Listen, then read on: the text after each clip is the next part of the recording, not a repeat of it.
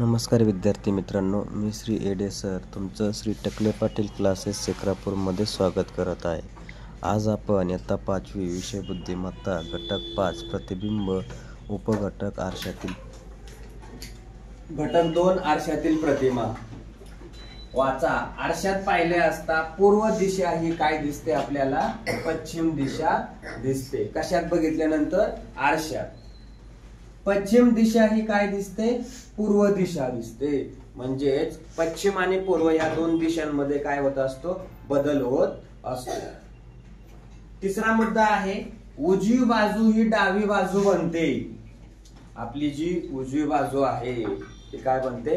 डावी बाजू बनते। म्हणजे ही उजवी बाजू आहे, आरशात पाहिलं तर ते आपल्याला काय दिसणार? डावी बाजू दिसणार।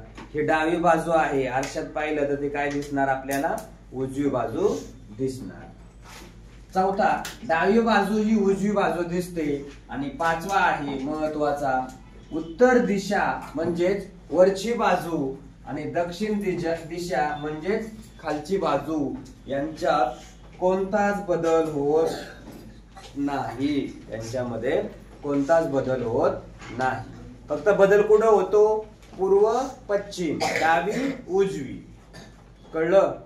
जसं आपण याच्या आधी एक टॉपिक बघितला होता, पाण्यातील प्रतिमा। पाण्यातल्या प्रतिमेमध्ये काय झालं? वरची बाजू खाली, खालची बाजू वर, उलट। तसं ह्याच्यात काय झालं होतं? आता जो आपण आरशातली प्रतिमा पाहतो याच्यामध्ये काय होतं? फक्त पूर्व बाजू पश्चिम म्हणजे पूर्व दिशा पश्चिम दिशा बनते, उजवी बाजू डावी बाजू बनते आणि डावी बाजू उजवी बाजू बनते। हे खाली तुम्हाला 6वा मुद्दा दिलाय। आरसा दाखवताना काय केलं जातं? अशी उभी रेषा आणि मग त्याच्यात काय केले जातं? हे असं दाखवलेलं असतं, राईट? याला म्हणायचं आरसा। आणि पाण्याचा जर विचार केला आपण तर काय? पाण्यातली प्रतिमा पाहिजे असेल तर अशी आकृती काढली जाते। याला पाणी म्हणतोय मी आणि याला फक्त काय म्हणतो? आरसा। हे काय करायचं? लक्षात ठेवायचं। इथं उदाहरण दाखवलेलं आहे। फी पाण्यात नाही तर कशामध्ये बघतोय आपण? आरशात। तो आरशात पाहिला की काय होतो? इकडं असा दिसतो। म्हणजे ही त्याची बाजू ही काय झाली? जवळ आली आणि इकडची बाजू काय झाली? दूर गेली। म्हणूनच याला काय म्हणायचं? डावी बाजू उजवी होते आणि उजवी बाजू काय होते? डावी होते। हे झालं आरशातील प्रतिमा। आता याच्या संदर्भात अक्षर जे आहेत ते अक्षर आपल्याला काय करायचे?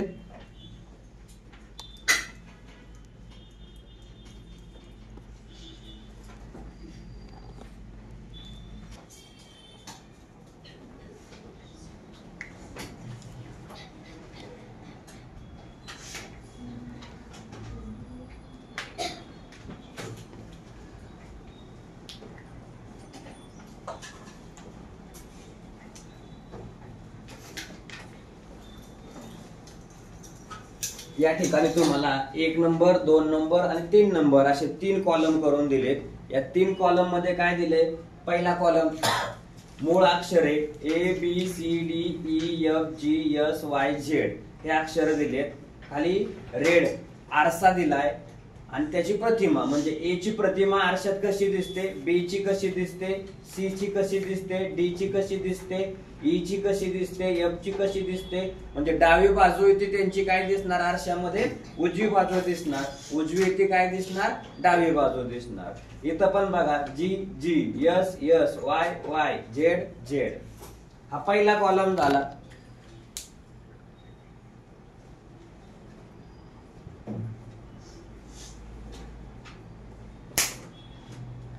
आता दुसरा कॉलम आपल्याला काय करायचा आहे? पाहायचा आहे। काय करायचं आहे? दुसरा कॉलम काय दिलाय? दुसऱ्या कॉलम मध्ये अंक 1 2 3 4 5 6 7 8 9 0। आरसा त्याची प्रतिमा 1 मराठीतील 9 दिसतो प्रतिमेमध्ये आपल्याला, कसल्या? आरशातल्या। नंतर 2 3 3 कसा दिसतोय? 6 सारखा दिसतो मराठीमध्ये। 4 4 5 5 6 3 सारखा दिसतो। 7 7 8 8 9 1 सारखा दिसतो। ह्याच्यात तुम्हाला फक्त फरक काय शोधता येतो?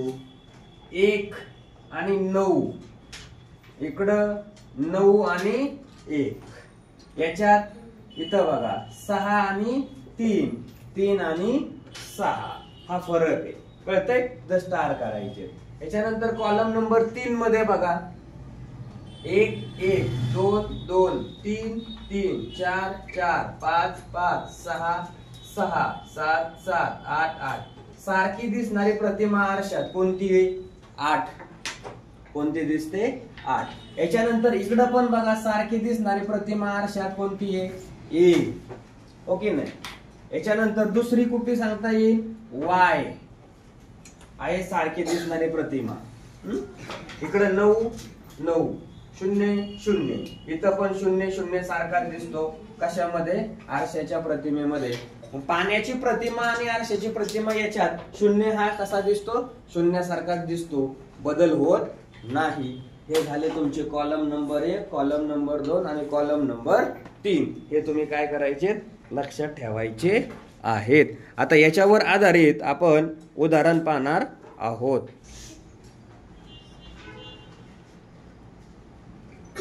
बघा आपल्याला काय केलेत? खाली एवढे प्रश्न दिलेले आहेत. ते प्रश्नांची उत्तर आपण काय करू? एक 1 बाय 1 पाहू.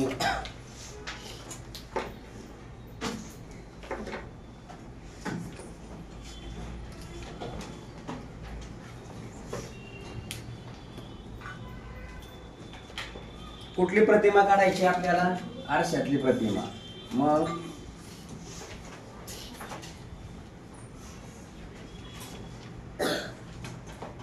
पहिला प्रश्न आहे बघा, काय दिलेला आहे? 59 हा अंक दिलेला आहे. मग अगोदर काय होईल? 9 येईल ना? काय होईल? 9 म्हणजे गोल 9. त्याच्यानंतर 5. कळलं? हे झाले याची आरशातली प्रतिमा. इथं मी काय म्हणतोय? उत्तर. आणि इथं काय म्हणतो मी आता? प्रश्न, त्याचं उत्तर. इकडे या दुसऱ्या प्रश्नामध्ये काय होईल? तयार आकृती. ज्याला येत आहे उत्तर त्यांनी काय करायचं? सोडवायचं. वाट पाहत बसायचं नाही.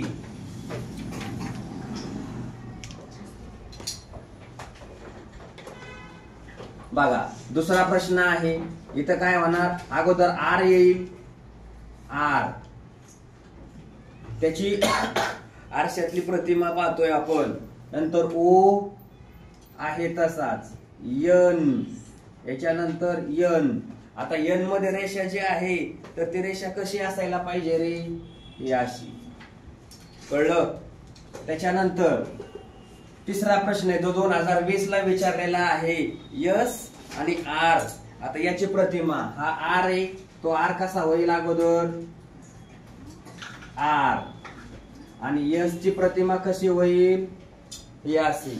हे झालं त्याचं उत्तर. आता चौथ्याकडे या. चौथा प्रश्न दिसतोय सगळ्यांना?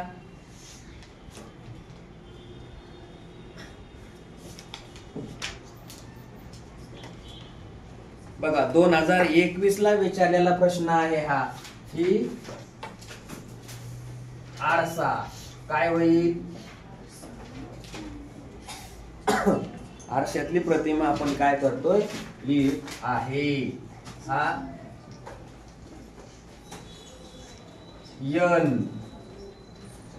हा N.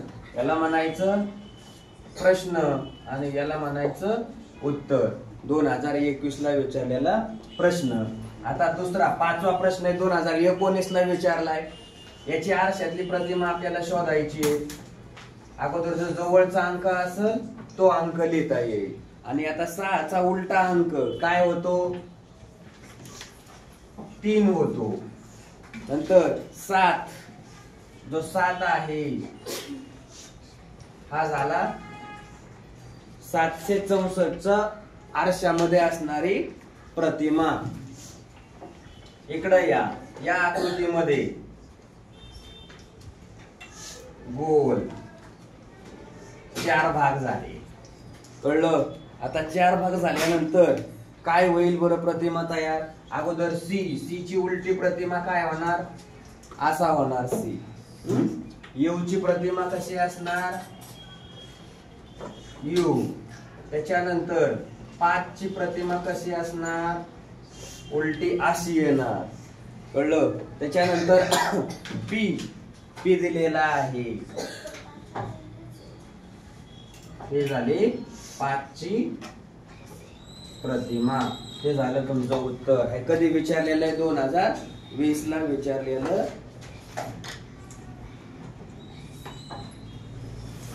हा जो अंक आहे इथला, हा काय आहे? 5. 2020 साली विचारलेला हा प्रश्न आहे. व्यवस्थित काय करायच्या? प्रतिमा काढून घ्यायच्या आहेत.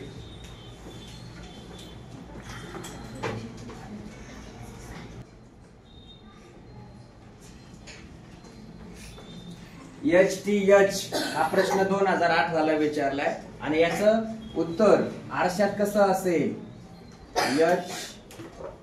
HTH आहे तसंच राहील. याचं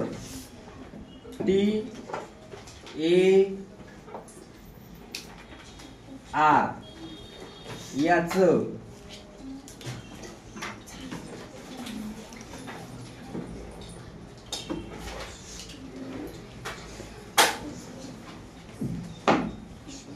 इकडं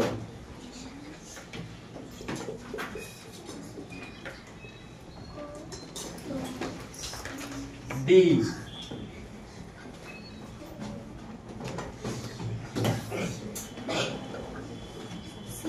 E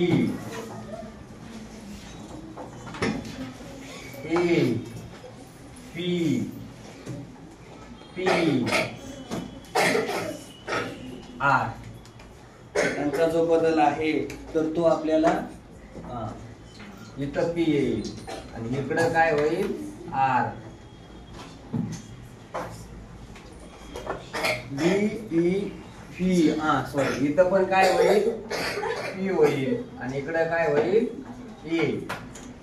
इकडे बदल झालेला आपल्याला या ठिकाणी पाहायला मिळेल. EDVPRE हे झालं आरशातली प्रतिमा. याच्यानंतर इथं सरळ हे झाली आरशातली, हे झाली आरशातली, ही पण झाली आरशातली. अशा प्रकारे तुमचा हा घटक काय झाला? संपला. 10 प्रश्न आपण काय केले त्याच्यावर अभ्यासलेले आहेत.